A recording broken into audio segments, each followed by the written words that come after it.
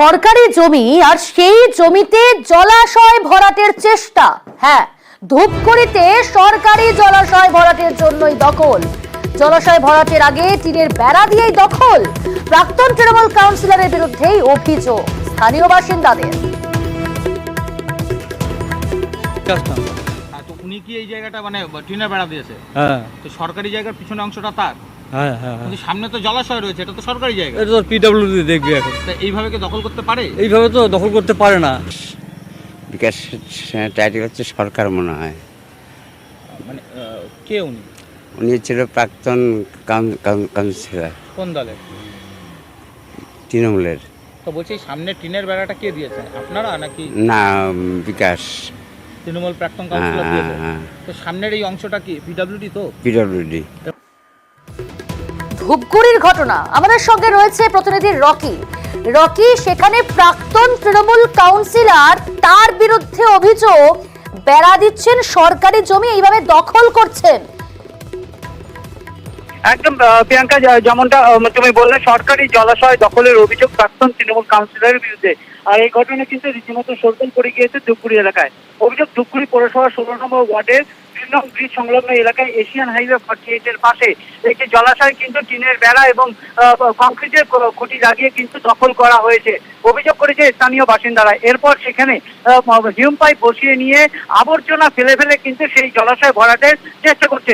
অভিযোগ রয়েছে সেই জলাশয়, সরকারি যে জলাশয় রয়েছে তার পেছনে তার জমি রয়েছে এবং সেই সরকারি জমি হাতিয়ে নিয়ে সে ভরাট করে কিন্তু সম্পূর্ণ কাজটি করার চেষ্টা করছে বলে বিরোধীরা অভিযোগ করেছে। গোটা ঘটনার পরিপ্রেক্ষিতে কিন্তু আজব সাফাই দিয়েছেন সেই প্রাক্তন কাউন্সিলর। তিনি কিন্তু বলেছেন সরকারি জমি নাকি তিনি আগলে রাখার জন্যই সেই এলাকাকে ঘিরে ফেলেছিল। যদিও বিরোধীরা সুর চড়িয়েছে, প্রশাসনিক কর্তারা কোনো রকম পদক্ষেপ নিচ্ছে না, কারণ শাসক দলের নেতৃত্ব তারা, আর তাদের পিছনে মদত রয়েছে বড় মাপের নেতাদের, যে কারণে কিন্তু এ ধরনের ঘটনা বারবার ঘটে যাচ্ছে ধূপগুড়ি শহরের বুকে, যেখানে মুখ্যমন্ত্রী মমতা বন্দ্যোপাধ্যায় হুঁশিয়ারি দিয়েছেন এবং সরকারি জমি কিন্তু উদ্ধার করা শুরু করেছে আধিকারিকরা। সেই জায়গায় দাঁড়িয়ে কিন্তু ধূপগুড়িতে ঠিক উল্টো ছবি দেখা গেল। আর এই ঘটনায় রীতিমতো রাজনৈতিক চর্চা শুরু হয়েছে প্রিয়াঙ্কা। বেশ, প্রাক্তন সেই তৃণমূল কাউন্সিলর যার বিরুদ্ধে অভিযোগ, তিনি কি জানাচ্ছেন এই বিষয়ে শোনাবো আপনাদের। ওই জায়গাটা বেড়া আগেও ছিল, রাস্তাটা যখন সম্প্রসারণ হয় তখন ওই বেড়াটা সরিয়ে নেওয়া হয়। বেড়া আমি দিয়েছি, উদ্দেশ্যটা দখল করা না, অন্য কেউ যদি দখল করে সেটাকে মানে সেফগার্ড দেওয়া, এটাই আমাদের উদ্দেশ্য। ওই গোডাউনের পাশের ওই অপোজিটের জলটাকে নিষ্কাশন করার জন্যই সম্ভবত ওখানে ওই হিম পাইপ বসানো হয়েছে। আর এই ঘটনা প্রকাশ্যে আসতেই রীতিমতো চাপে পড়েছে শাসক দল তৃণমূল কংগ্রেস, আর এই নিয়েই শুরু হয়েছে রাজনৈতিক চর্চা। হচ্ছে বাস্তব কি ঘটনা, এখন পরিস্থিতি না দেখলে তো আর বোঝা যাবে না, এবং প্রশাসনিক ভাবে ওটা দেখতে হবে যে ওটা সরকারি জায়গা কিনা বা কোনো পাবলিকের জায়গা কিনা। যদি সরকারি জায়গা হয় অবশ্যই তার বিরুদ্ধে অবশ্যই প্রশাসন ব্যবস্থা নেবে। সেখানে যদি কেউ নেতা হোক, যেই পার্টি করুক না কেন, সেখানে যদি কেউ এরকম করে থাকে তার বিরুদ্ধে অবশ্যই প্রশাসনিক মতন ব্যবস্থা নেবে।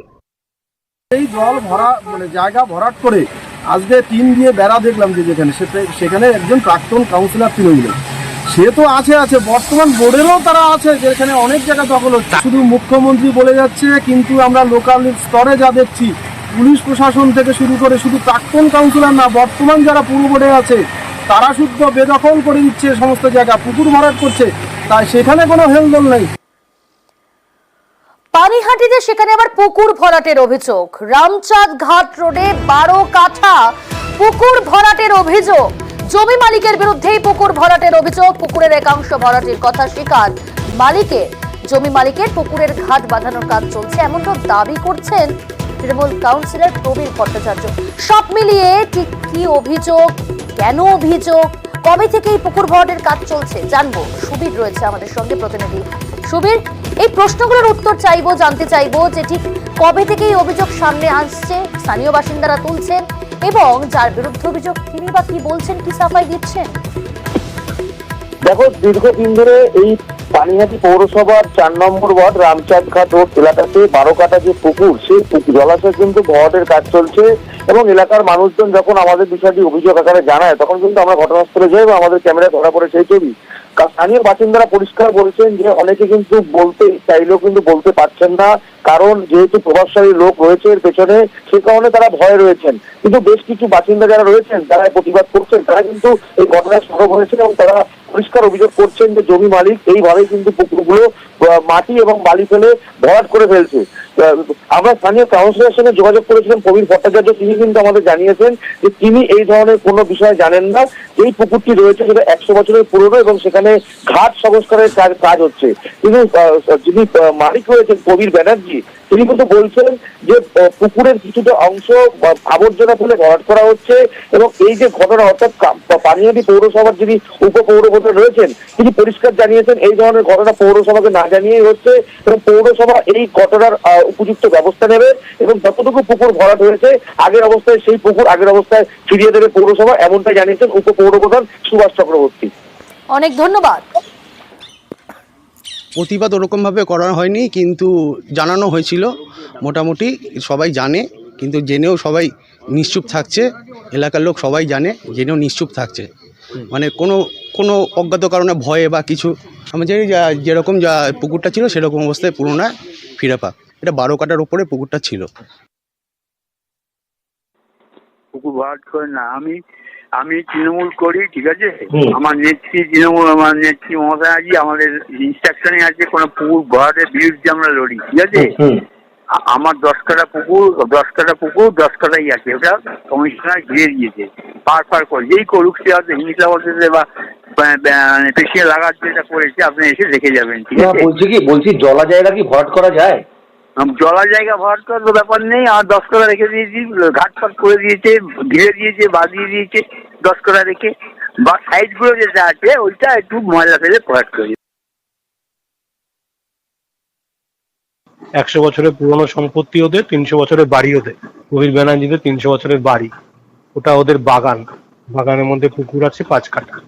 সেই পুকুর ওরা বাঁধিয়ে ঘাট বাঁধিয়ে ওখানে একজন লোক থাকে, তাদের কেয়ারটেকার, তার থাকার জায়গা আছে। বাকি ওদের ওই জমির চারিদিকে ডোবা আছে, সেই ডোবাগুলো ডিমার্কেশন দিয়ে তারা তাদের জমি বিক্রি করছে। আমার এখানে কোনো বক্তব্য নেই, একদম টোটালটা বৈধ, আপনারা গিয়ে দেখে নিন। পুকুরের কোনো পোর্শন কোথাও ভরাট করা হয়নি। পুকুর ভরাটের কোনো অভিযোগ যদি আসে, সাথে সাথে মুখ্যমন্ত্রীর যে নির্দেশ আছে সেই নির্দেশ অনুযায়ী আমরা পুকুর ভরাট করতে দেবো না, কোনো জলাশয় ভরাট করতে দেবো না। সে যেই হোক তাকে কিন্তু পুকুর ভরাট যে যতটুকু ভরাট করেছে তাকে খুঁড়ে দিতে হবে। হ্যাঁ, অবিলম্বে আমরা স্টেপ নেবো। আমাদের কাছে কোনো অভিযোগ আসলেই আমরা স্টেপ নেব। এদিকে কোচবিহারের দিনহাটার গীতালদহে সেখানে নদী গর্ভে আরো বাড়ি। ধরলা নদীর ভাঙনে বিপত্তি, সেই সঙ্গে টানা বৃষ্টির জের। গতকালই 15টি বাড়ি নদীতে তলিয়ে যায়। শনিবার টানা বৃষ্টিতে গ্রামে জল ঢুকে বহু এলাকা জলমগ্ন হয়, প্লাবিত হয় জারি, ধরলা এবং দড়িবস গ্রাম। নতুন করে 6টি বাড়ি তলিয়ে যায়। ক্ষতিগ্রস্তদের নিরাপদ জায়গায় সরিয়ে নিয়ে যাওয়া হচ্ছে। এই এলাকায় প্রচুর বৃষ্টির ফলে কয়েকটি বাড়ি অলরেডি নদীগর্ভে চলে গিয়েছে। সেই বাড়ি মোটামুটি সংখ্যা হলো 14-15টার মতো। এ পর্যন্ত কোনো প্রশাসন এই বাড়ির বা নদী ভাঙনের কাছে চলে আসেনি। যেভাবে বাড়িগুলো ভাঙতেছে, 8-9টা বাড়ি নদীগর্ভে চলে গেছে, আবার 7টা বাড়ি অলরেডি নদীগর্ভে চলে গেল। 3টা বাড়ি আমরা সবাই মিলে উদ্ধার করে 3টা বাড়ির ঘর টর জিনিসপত্র সব আস্থায় নিয়ে তুললাম। আমি জেলা পরিষদের কর্মাধ্যক্ষের সঙ্গে কথা বলছি, জয়েন্ট বিডিওর সঙ্গে কথা বলছি, ওরা আসবেন এবং এলাকা পরিদর্শন করবেন। শামশেরগঞ্জে নদী ভাঙন নিয়ে চিন্তা। গঙ্গা ভাঙনে ঘুম উড়েছে বাসিন্দাদের। ভাঙন আতঙ্কে রাত জেগেই মহেশতলা, প্রতাপগঞ্জের মানুষজন।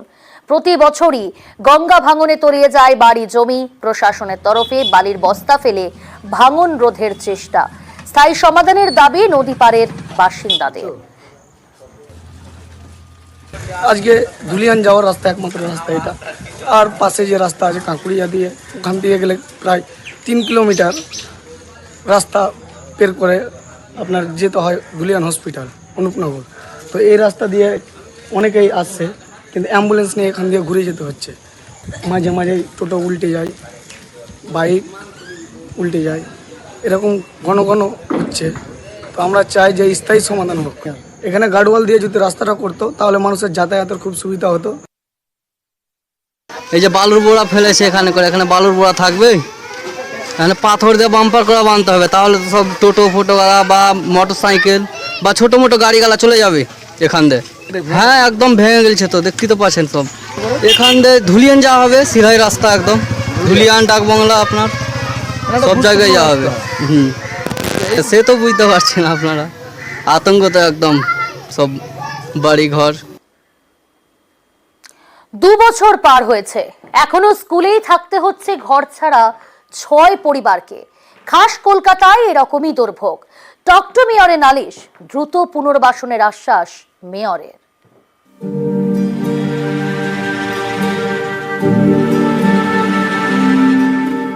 ধস কেড়েছে বাড়ি, তারপর কেটে গেছে 2 বছরের বেশি, আজও ঘর মেলেনি। 2 বছর ধরে ঠিকানা এই স্কুল ঘর, স্থানীয় স্কুলেই ঘর সংসার। কবে আবার নিজের ঘর হবে, অপেক্ষায় ঘর ছাড়ারা।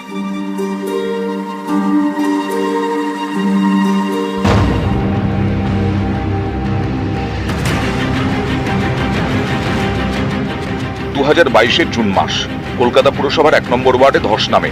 কাশীপুরে গঙ্গাপাড়ের বেশ কিছু বাড়িতে ফাটল দেখা দেয়।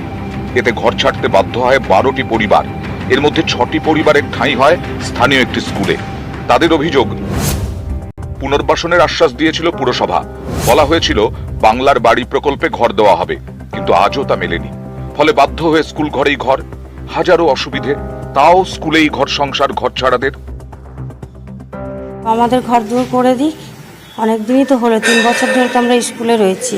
আমরা তো চাই যে আমাদের কিছু করে দিক, একটু ঘর দূর করে দিক। সমস্যা হচ্ছে স্কুল চলে, বাচ্চারা সব আসে, আমাদের তো অসুবিধা হবে, কল জল পায়খানা বাথরুম সবেরই অসুবিধে। কিছুদিন আগে টকটু মেয়রে ফিরাদ হাকিমের কাছে নিজেদের এই অবস্থার কথা তুলে ধরে এই 6 পরিবার।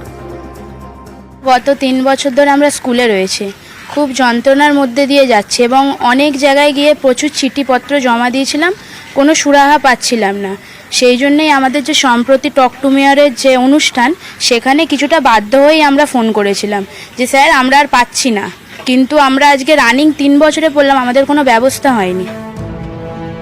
পুরসভার দাবি, তারা সিদ্ধান্ত নিয়েছে কাশীপুরের চন্দ্রকুমার রায় লেনের বস্তিতে বাড়ি বানানো হবে বাংলার বাড়ি প্রকল্পে।